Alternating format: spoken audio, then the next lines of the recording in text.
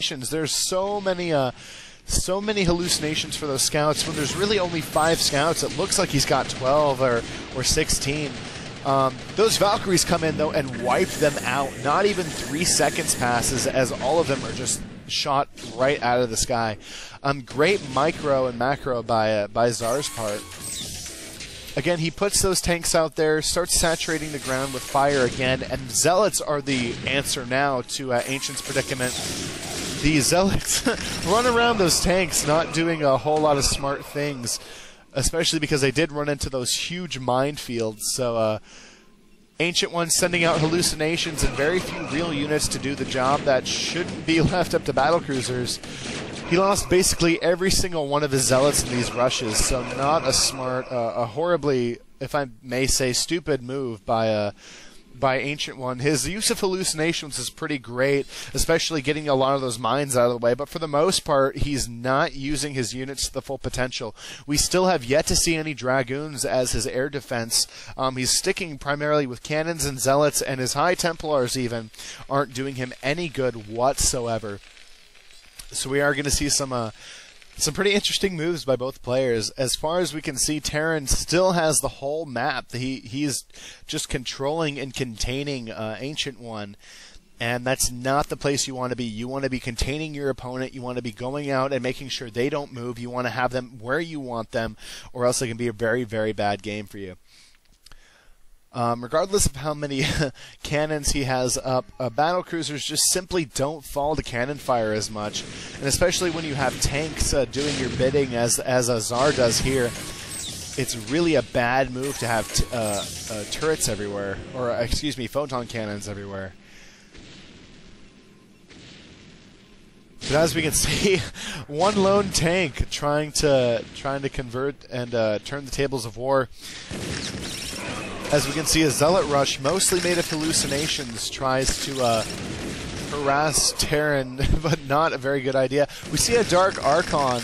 I believe a little bit earlier in the replay, the Dark Archon did convert one of the tanks in the Terran army to so they all attacked each other, but still not a smart move. All of his units that he could be using to push back and regaining map control are in his base, and one siege shot and 3 other tanks coming in take out that Dark Archon.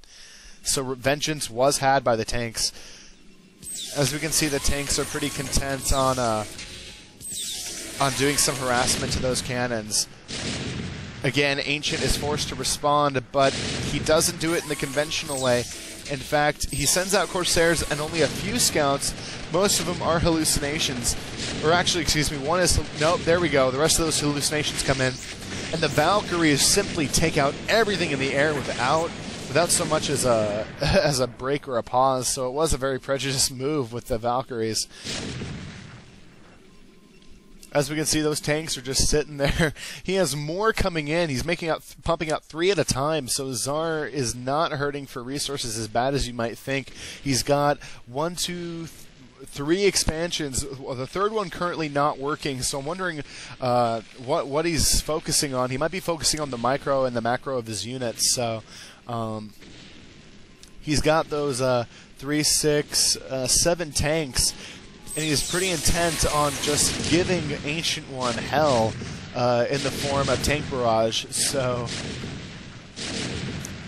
oh, and here's a bad move. Ancient was not paying attention, and there goes a good number of his probes to a tank fire. So, here we go. He's most likely going to lose, and he's moving his probes back, but not fast enough. He does lose a whole boatload of probes in this little very initial attack. Arbiters are his response, but again, not... And look at those excellent Psystorms, but they did not take out any of his tanks, and that's a very bad thing.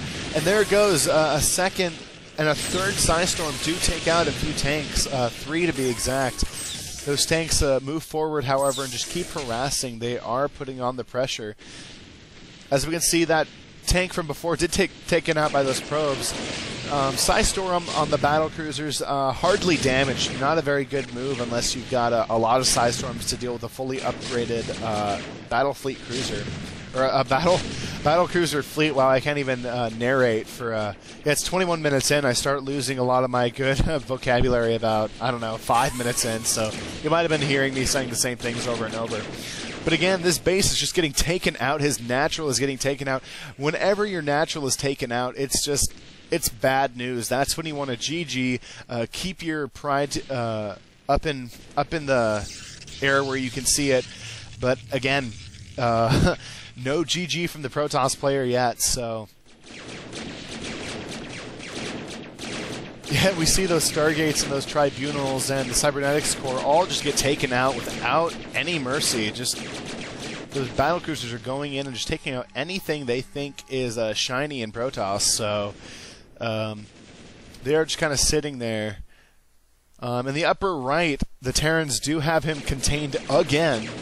So bad situation. And look at those probes trying to escape. None of them make it through the barrage of battlecruisers. As we can see, the Terrans are just Yamatoing cannon those pylons, so no real defense is given as far as the Ancient One's concerned. That Nexus goes down as if it hardly was there at all, and every photon cannon and everything in the lower right that resembles Terran or resembles Protoss is gone, and gone forever. So again, that minefield is pretty much keeping a lot of stuff at bay. And look at that, those dropships still take a few hits from the photon cannons, but they drop off successfully 4 siege tanks.